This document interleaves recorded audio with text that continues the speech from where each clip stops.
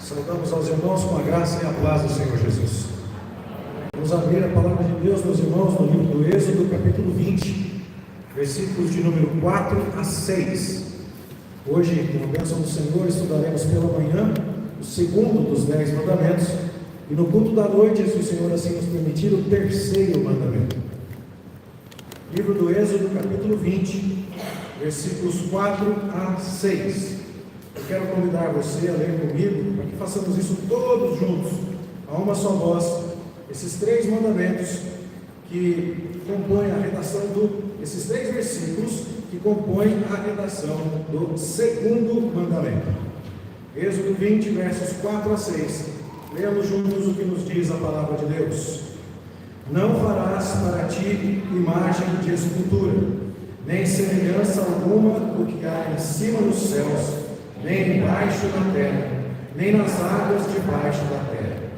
Não as adorarás, nem lhes darás culto, porque eu sou o Senhor teu Deus, Deus zeloso, que visita a iniquidade dos pais nos filhos, até a 3ª e 4ª geração daqueles que me aborrecem, e faço misericórdia até 1000 gerações daqueles que me amam e guardam os meus mandamentos. Que o Senhor nos abençoe nesta manhã, meus irmãos, enquanto estudamos a sua palavra. Quando estudamos o primeiro mandamento, no domingo passado, nós nos valemos do precioso auxílio que nos é dado pelos símbolos de fé da nossa igreja. Nós temos estudado a Confissão de Fé de Westminster, em nossa escola bíblica dominical, há 3 anos e meio, desde que cheguei aqui. E temos visto que cremos na Escritura e que há um método que consideramos apropriado de se interpretar a Bíblia, e que quando a Bíblia em que cremos é interpretada conforme este método, as conclusões a que se deve chegar são seguras e firmes. E estas conclusões estão expostas nesses documentos, o Catecismo Maior, o Breve Catecismo e a Confissão de Fé de Westminster, de tal forma que nós cremos na Escritura, mas entendemos que a interpretação que esses documentos esposam é a interpretação correta.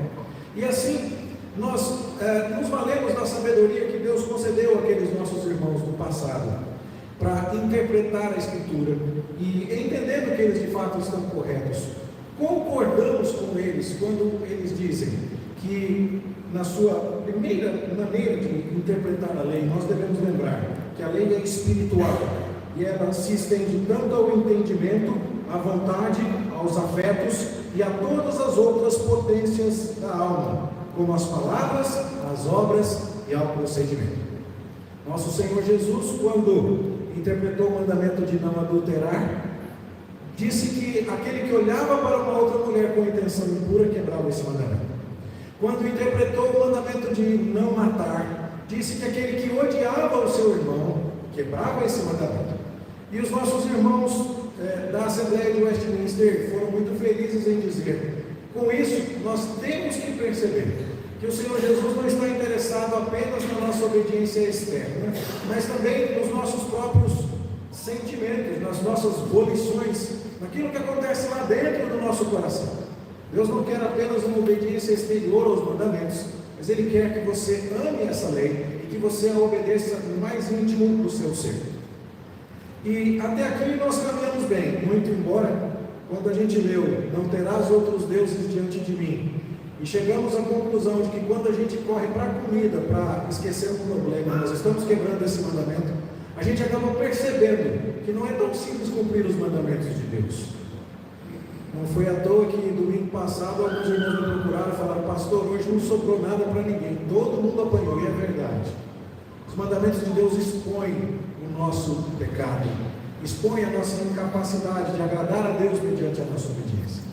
Hoje, quando vamos estudar o segundo mandamento, que parece um mandamento que cristãos, protestantes, reformados, presbiterianos não costumam desobedecer, prepare-se, a gente vai apanhar do mesmo jeito que apanhou no domingo passado, igualzinho. E porque agora eu gostaria de convidar você para entender aqui mais uma regra que nos é dada pelos nossos irmãos lá de Westminster. Na pergunta 99 do Catecismo Maior, que regras devem ser observadas para a boa compreensão dos 10 mandamentos, Há também uma outra regra que eles nos dizem assim: a lei é perfeita e nos obriga a todos a plena conformidade do homem inteiro à retidão da lei e à inteira obediência para sempre, de modo que requer a sua perfeição em todos os deveres e proíbe o mínimo grau de todo pecado. Pode mentir só um pouquinho, pode adulterar só de leve, assassinar só por dentro, fazer para si imagem de escultura só na mente. Veja, já começou a ficar difícil aqui. E a lei de Deus então nos obriga nesse sentido à máxima obediência e a todos os mandamentos. Mas eu gostaria de convidar você a raciocinar comigo aqui uma coisa que chamou muito a minha atenção enquanto eu estudava para falar com você nesta manhã. Nós tendemos a considerar alguns pecados mais horrendos do que outros. Bom, isso deve ser ensinado mesmo. Até o catecismo diz que existem pecados que são mais sérios do que outros. Nós estudamos o livro de Levítico, por exemplo, e vimos que quando o sumo sacerdote pecava, a maior autoridade religiosa do povo, seu pecado deveria ser expiado pelo sacrifício de um boi, um animal mais caro, mais valioso, de maior porte. Mas quando uma pessoa comum do povo pecava, com menos entendimento, com menos luz, com menos autoridade do que o sumo sacerdote, o pecado daquela pessoa era expiado através do sacrifício de uma cabra. Então você percebe que sim, existem coisas diferentes. É uma coisa, um pastor com 30 anos, 40 anos de ministério, que conhece a Bíblia, que estudou, que teve cursos e tal, cometendo um determinado deslize, e um irmão que acabou de chegar à igreja, está na classe de catecúmenos, está aprendendo os primeiros passos na fé, cometer o mesmo deslize. Deus olha para o grau de conhecimento e de responsabilidade de cada um para medir esse pecado. O catecismo ainda vai falar que existem pecados maiores e menores dependendo de quem é o ofendido. Se você briga com alguém do seu tamanho é uma coisa, mas se você bate em alguém muito menor do que você é incapaz de se defender, é uma coisa diferente. E assim vai, as circunstâncias de lugar, o ofensor, a sua instrução, cometer vários pecados ao mesmo tempo, tudo isso altera o tipo, o tamanho do pecado diante do Senhor. Mas eu gostaria de lembrar você uma coisa: existem 10 mandamentos escritos nas tábuas com as quais Moisés desceu do monte. E esses mandamentos costumam ser divididos pelos teólogos em 2 tábuas. A primeira tábua, e esse é o nome, por favor, me entenda muito bem, esse é o nome teológico.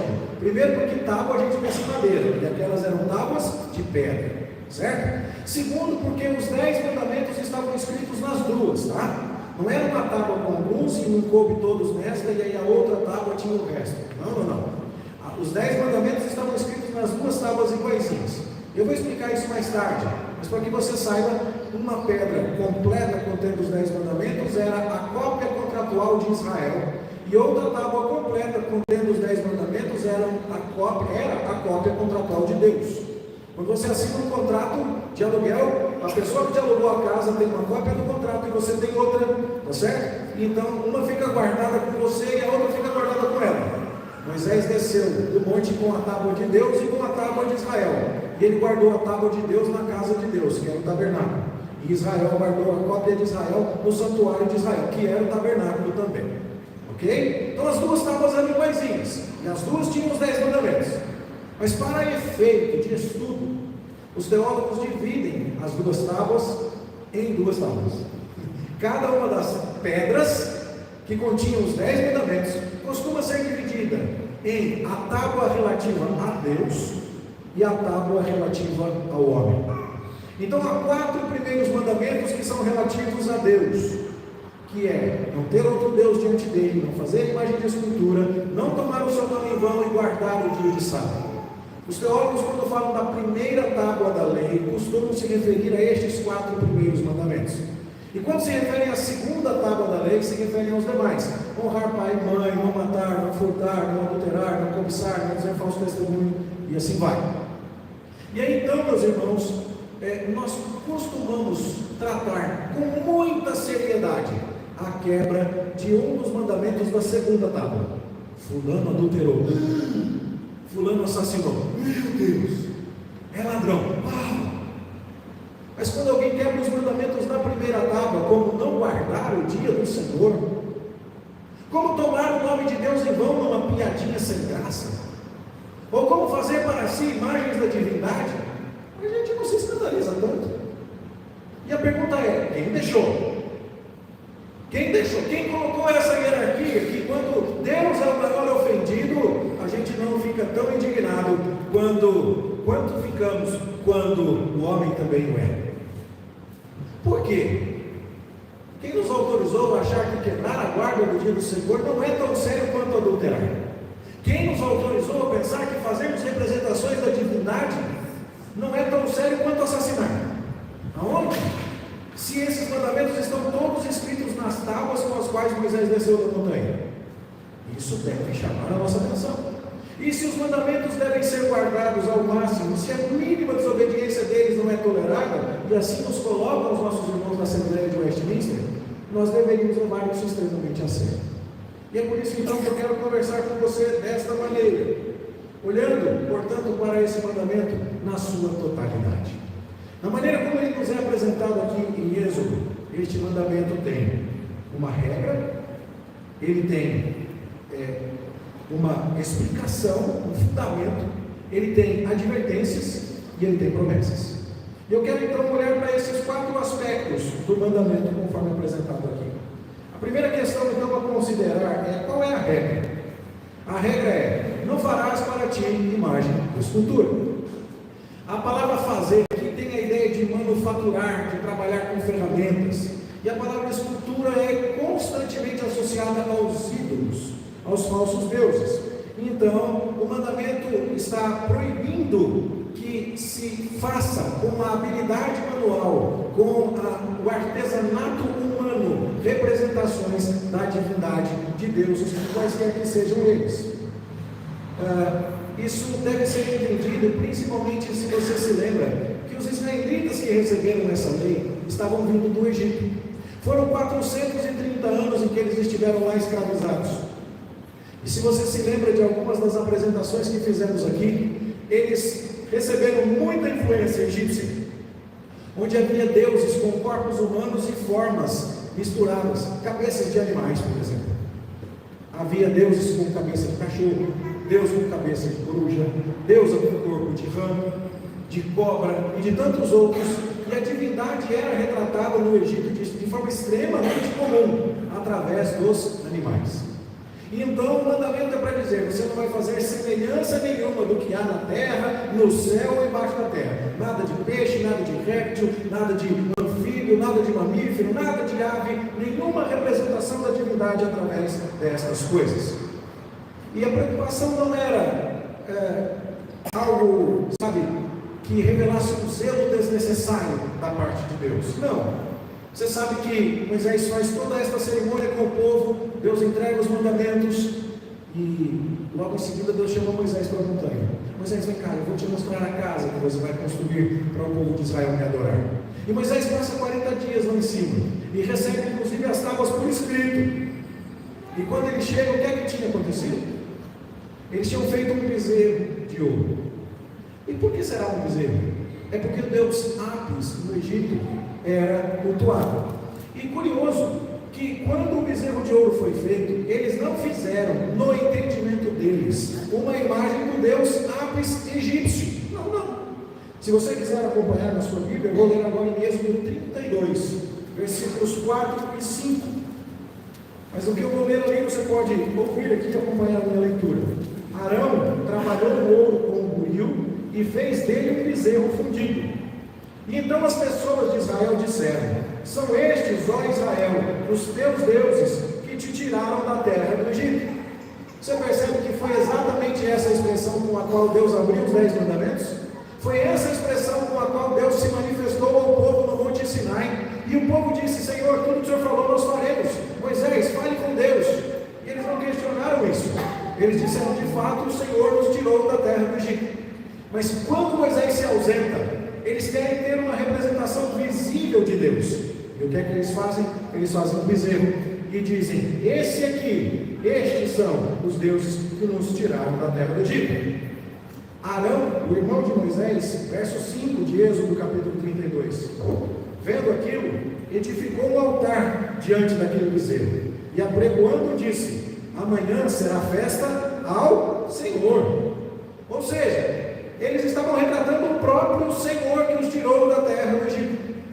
Nós costumamos pensar muito que o bezerro de ouro quebrou o primeiro mandamento, de ter outro Deus diante do Senhor. Mas o fato é que ele quebrou o segundo mandamento, de fazer uma representação visível do Deus que os havia tirado da terra do Egito. Isso vai acontecer por outros momentos na história do povo de Israel. Quando Salomão morre e deixa o trono por herança, o seu filho Roboão, você deve se lembrar disso, vai pedir conselho aos mais experientes e não o segue. E depois segue o conselho dos mais novos e a nação se divide. E as 10 tribos do norte são dadas a Jeroboão, filho de Nebate. E Jeroboão teme que o povo desça a Jerusalém para adorar e deseje reunificar o reino. E ele acabe perdendo o seu trono. Então o que Jeroboão faz? Primeiro livro dos Reis, capítulo 12, verso 28. Ele faz 2 bezerros de ouro e os coloca um em Dan e outro em Betel, os limites do seu território, e diz ao povo: basta de subirdes a Jerusalém, vês aqui os teus deuses, ó Israel, que te fizeram subir da terra do Egito. Novamente, não se trata de idolatria no sentido de adorar outro Deus, mas se trata de idolatria no sentido de representar o Deus invisível, o Criador dos céus e da terra, na figura de um bezerro. É compreensível. O touro era um animal, e ainda é um animal extremamente forte, útil, valente. Essas coisas são, e nós conseguimos entender o motivo, muito apreciadas pelo ser humano. O boi faz coisas que o homem nenhum consegue fazer, mas o boi não é páreo para a grandeza, para a majestade e para a glória do Criador dos céus e da terra. Retratar o Senhor como um boi é diminuir a sua glória, é aviltar a sua majestade.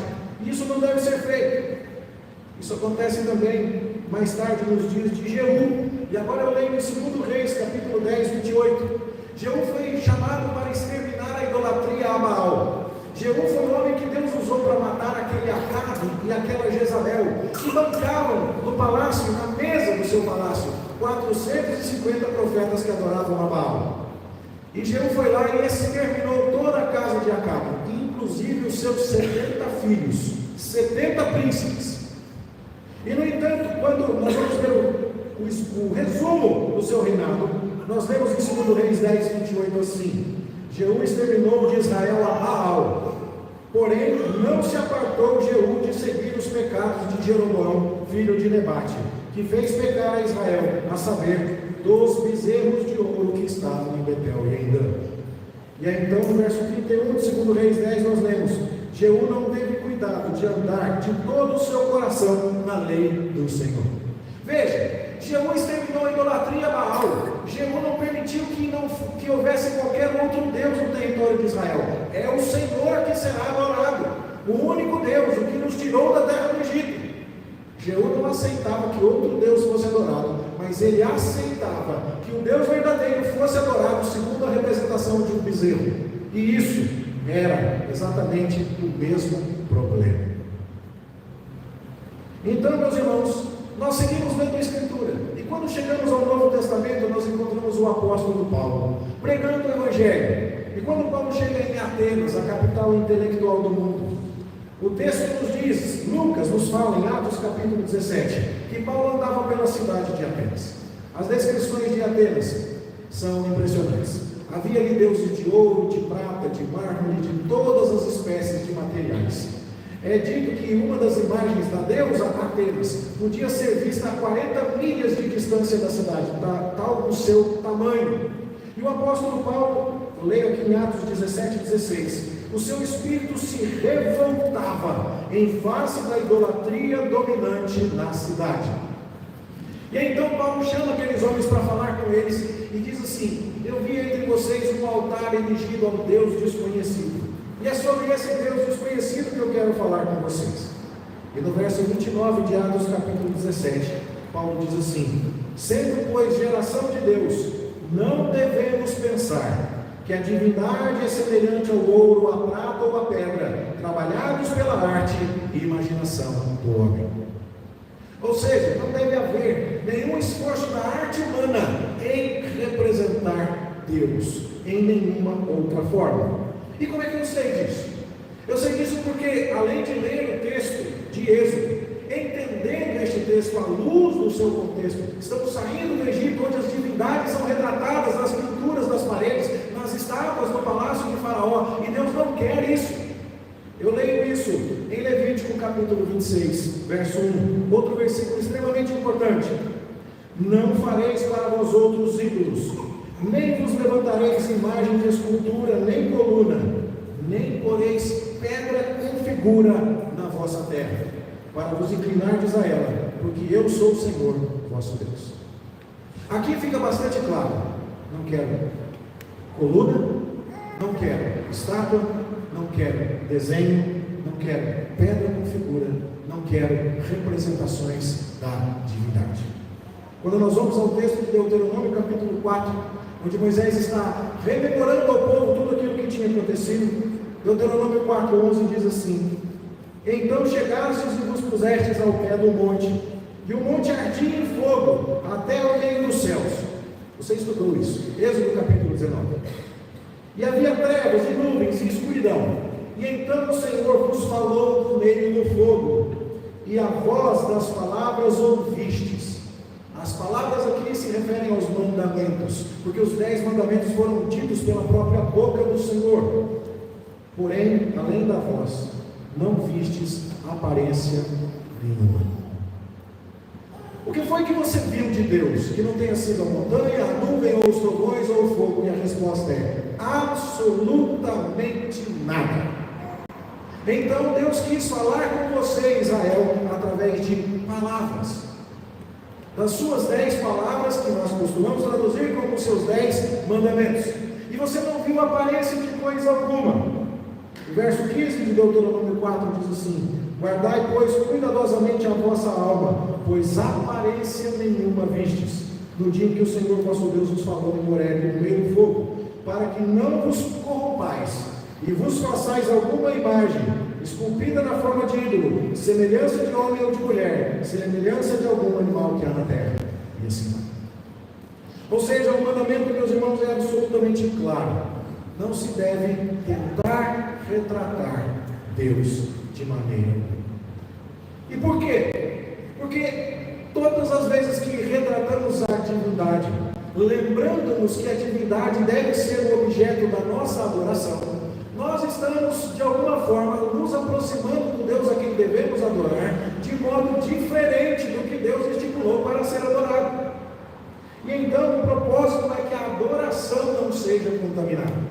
Quando nós nos reunimos e lemos a palavra, e oramos e cantamos para Deus, e somos exortados pela explicação da Escritura, nós fazemos no nosso culto coisas que o próprio Deus nos ordenou.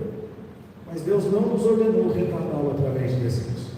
Deus não nos ordenou retratá-lo com imagens.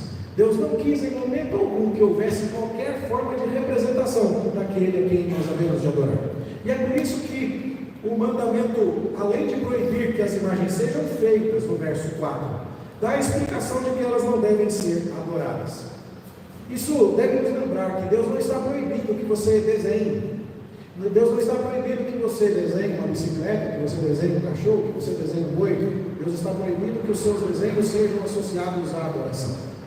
Deus está proibindo que a sua arte seja associada a isso. Nós não somos contrários às esculturas, nós não somos contrários à obra de arte, mas nós entendemos que Deus é contrário a qualquer representação da sua divindade que esteja associada ao culto. Ele mesmo regula o modo como deseja ser adorado, e não deseja que isso seja feito por meio de imagem.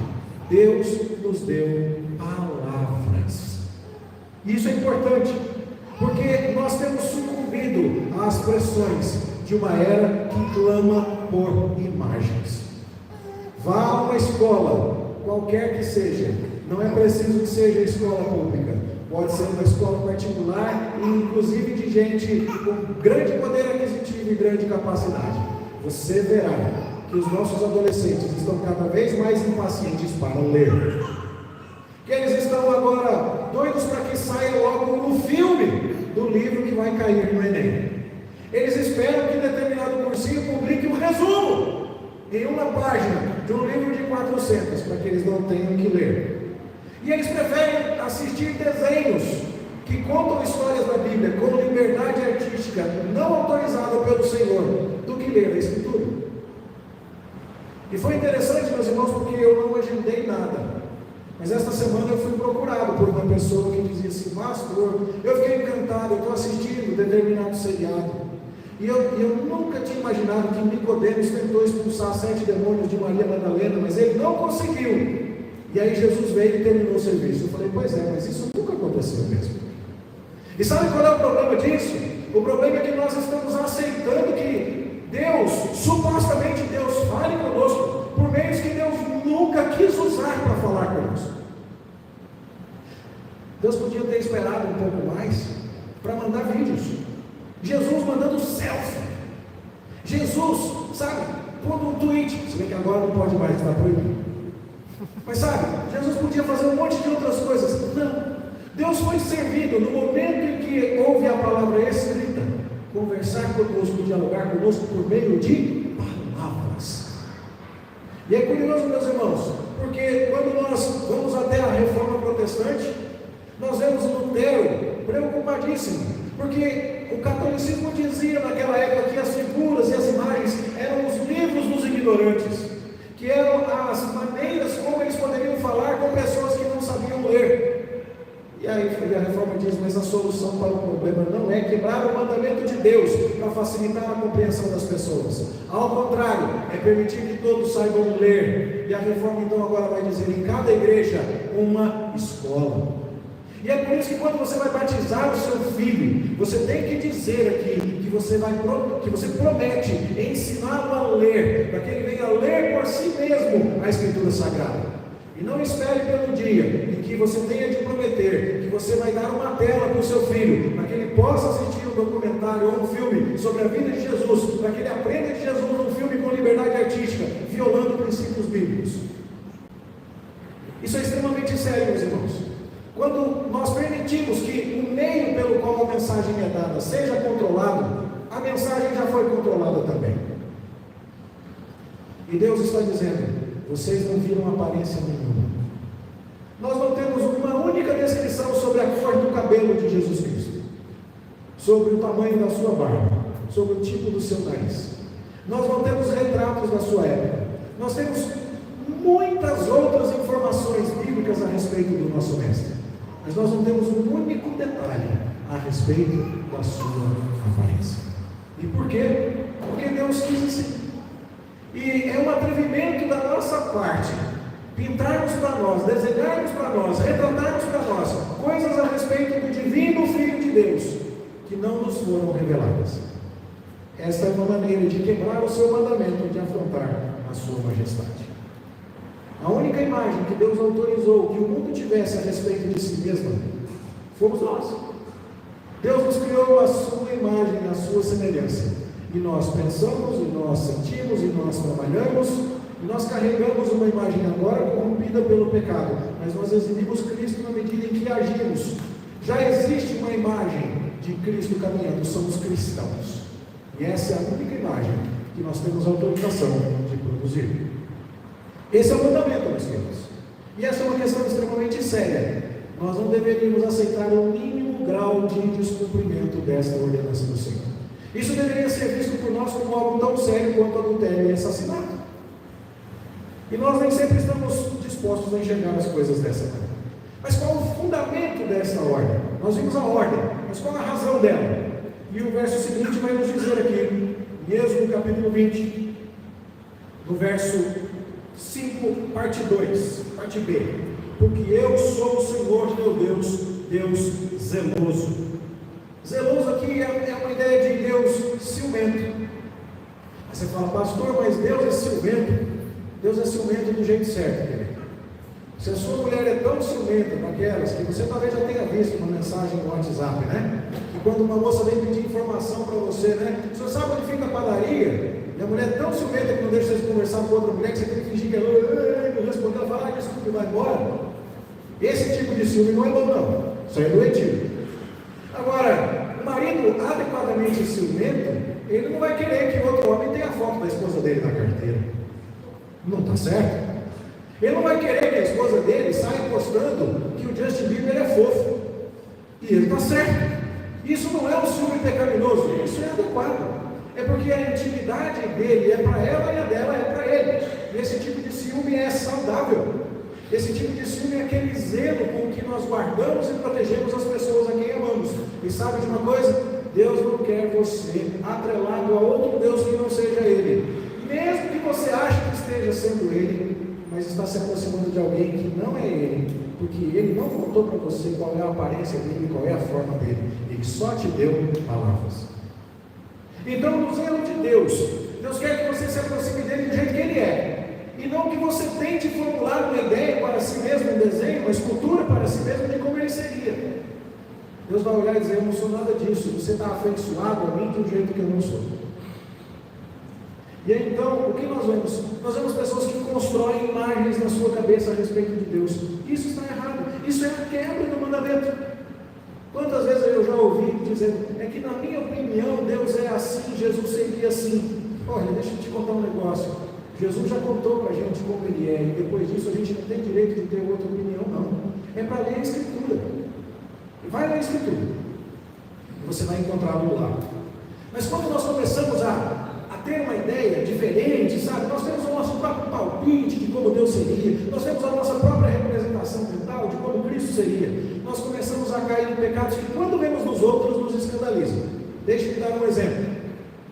A teologia liberal, aquela que rejeita milagres, que rejeita a inerrância da Bíblia, que diz que a Bíblia é só o registro das coisas que Israel acreditava, mas que nem tudo foi exatamente desse jeito. Onde já se viu Jesus fazer tantos milagres assim? A teologia liberal, ela acaba se concentrando nas lições morais de Jesus. Gosta muito do mandamento do amor, mas tem muita resistência a pregarmos a respeito de milagres ou do juízo final. Você sabia? Uma pesquisa feita nos Estados Unidos afirmou que cerca de metade dos seminaristas norte-americanos acredita ser indelicado falar sobre o juízo final e falar que você vai ter que prestar conta da sua vida para Deus, porque as pessoas que ouvem isso se tornarão desconfortáveis. Você consegue imaginar o problema? Na cabeça delas, Deus não pode falar muito sobre esses assuntos não, porque é chato, né? A pessoa estava bem confortável lá no pecado dela, e aí você chega e diz para ela: desse jeito aí você vai para o inferno. Não, não faz isso. Será que Deus ia querer que o outro ficasse desconfortável? Ia. Foi exatamente isso que Jesus fez. Foi exatamente isso que Jonas fez. E curioso, né? Jonas é o missionário mais empurrado que você vai encontrar. Ele vai pregar para os ninivitas. Ele odeia os ninivitas. Deus manda ele para Nínive, ele pega para Tarsis. E Deus fala assim: não, você vai pregar para o inimigo porque eu amo o inimigo. E você vai morrer para a sua vontade. 3 dias e 3 noites na barriga do peixe. E vai fazer a minha. Até que vem alguém que morre de acordo com a vontade de Deus. E fica 3 dias e 3 noites no ventre da terra, para pregar para os inimigos de Deus, ainda maiores do que os inimigos, nosso Senhor Jesus Cristo. Que coisa! E aí então, meus irmãos, o que nós vemos aqui, nós não podemos construir esse retrato qualquer de Deus. Deus está nos chamando para falar a verdade. E Jonas chegou para falar a verdade lá em Nínive. E ele não chegou e falou assim: sorria, Jesus te ama, e eu também. Olha, se você vier para Deus, a sua vida vai ficar tão boa, a sua casa vai ficar melhor. Jonas pregou quase que na força do ódio. Ele chegou lá e falou assim: daqui 40 dias isso aqui tudo vai pegar fogo. E os caras se arrependeram com um pano de saco em cinza. Que coisa! E hoje tem que dizer que fazer isso é indelicado. Percebe? Tem gente que, ao contrário, diz que Deus respeita tanto a mulher que ele não pode ser pai. Que todas as vezes que aparece a palavra que Deus é pai na Bíblia, é resultado de um patriarcado machista, herdado por gerações e não sei o que, teologia feminista. Retratos de Deus que correspondem a ideias humanas e não a ideia divina. Teologia relacional. Deus respeita tanto você, que aquilo que você vai fazer é você que escolhe. E como é você que escolhe, Deus não pode saber o que você vai escolher. Porque se Ele souber mesmo o que você vai escolher, então o que você vai escolher já está escolhido. A filosofia dá mão na sua cabeça, né? Mas é isso aí.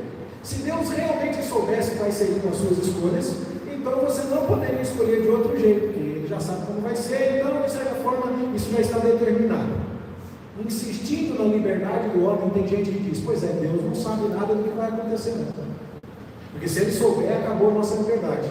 Mas não é isso que a Bíblia diz. Veja, teólogos liberais negam o juízo de Deus, teólogos feministas negam a paternidade de Deus, teólogos relacionais negam a onisciência de Deus.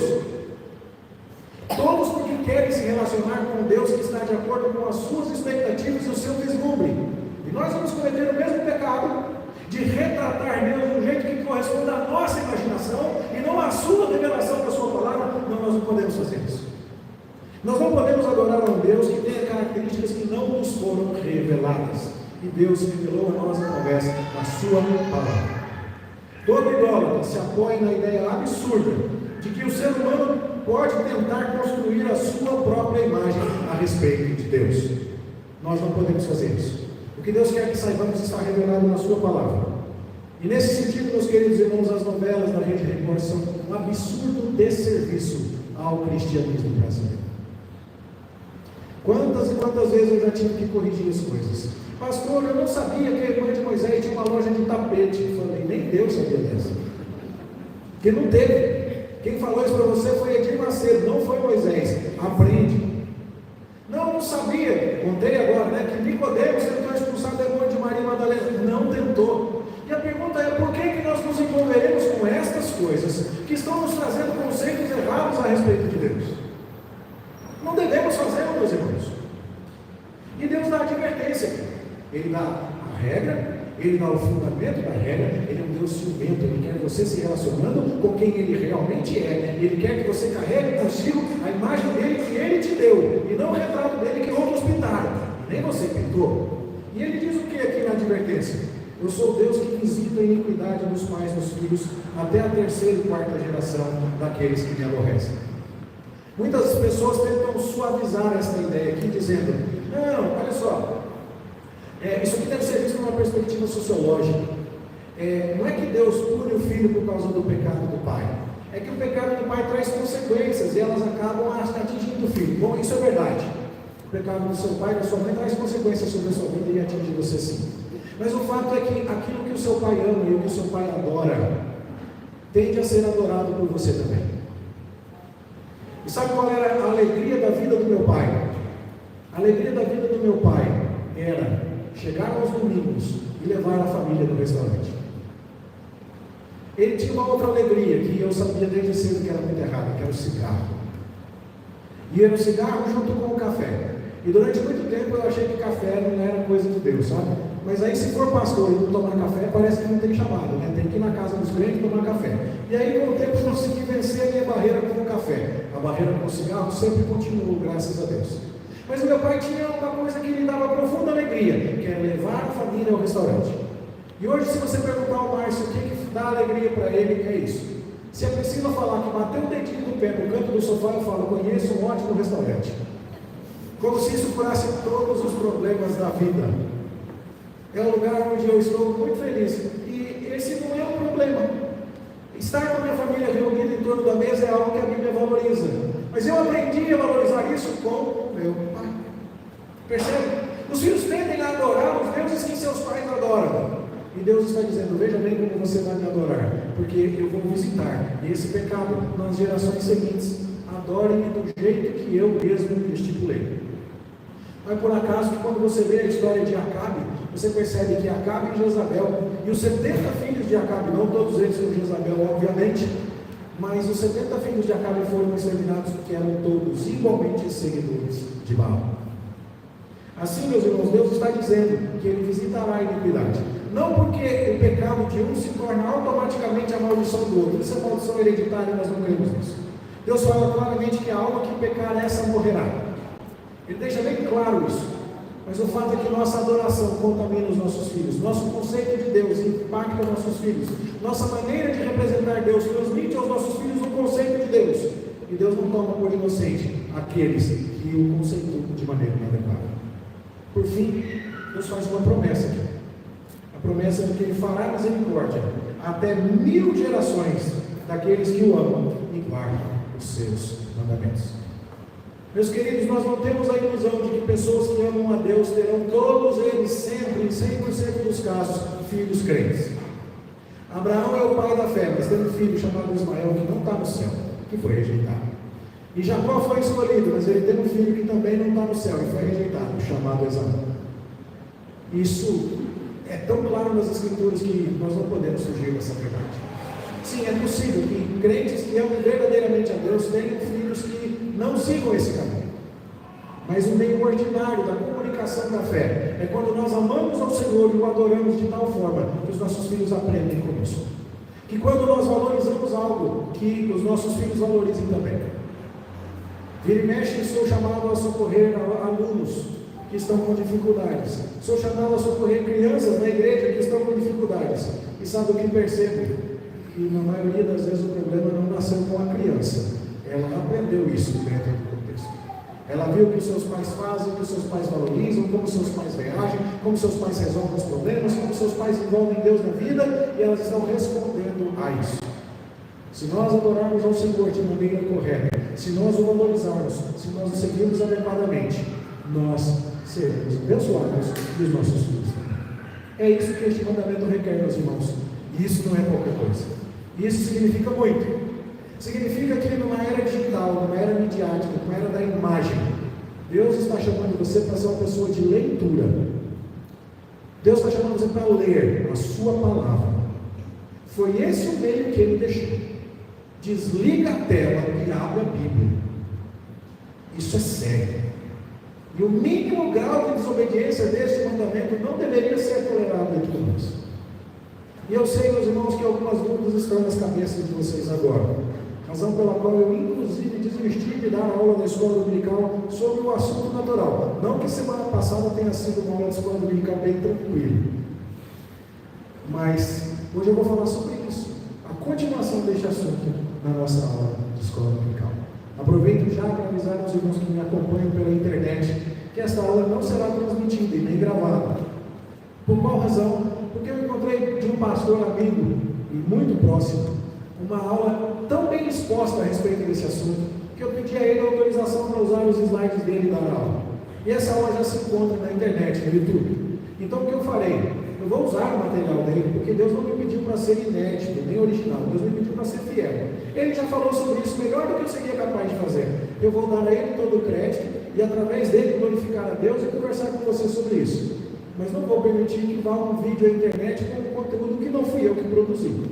Então, para você que está em casa, esse conteúdo vai ser dado a você na videoaula do pastor Ageu, que me cedeu esse material. E aqui, para quem ficar aqui, então, eu vou expor este assunto, tá certo? Continuando este tema, que é sério, que é polêmico para alguns, que há dúvidas honestas e bem-vindas a serem feitas a respeito desse assunto. E eu já estou vendo pela sua cara que você tem pergunta mesmo. Tudo bem, não tem problema nenhum. Isso é correto, é adequado, é benéfico. Mas, meus queridos, lembremos disso. Deus não quer ser adorado conforme nós achamos. Deus não quer ser adorado por representações. Deus nos deu palavras. O povo de Deus é o povo da letra. O povo de Deus é o povo que comunica Cristo através das palavras. Não há uma única pintura que desenhe, que retrate alguma coisa a respeito de Deus aqui. E é bom que seja assim. Porque Deus está falando com você e se revelando a você nesta manhã através das palavras que você está ouvindo. E é dessa maneira que Ele quer se relacionar conosco. Caso contrário, Ele é um Deus ciumento, Ele é um Deus zeloso, Ele é um Deus que não quer que você tenha nos olhos, na imaginação, no coração, outras imagens dele diferentes daquelas que Ele mesmo nos deu. Que o Senhor nos abençoe e nos ajude.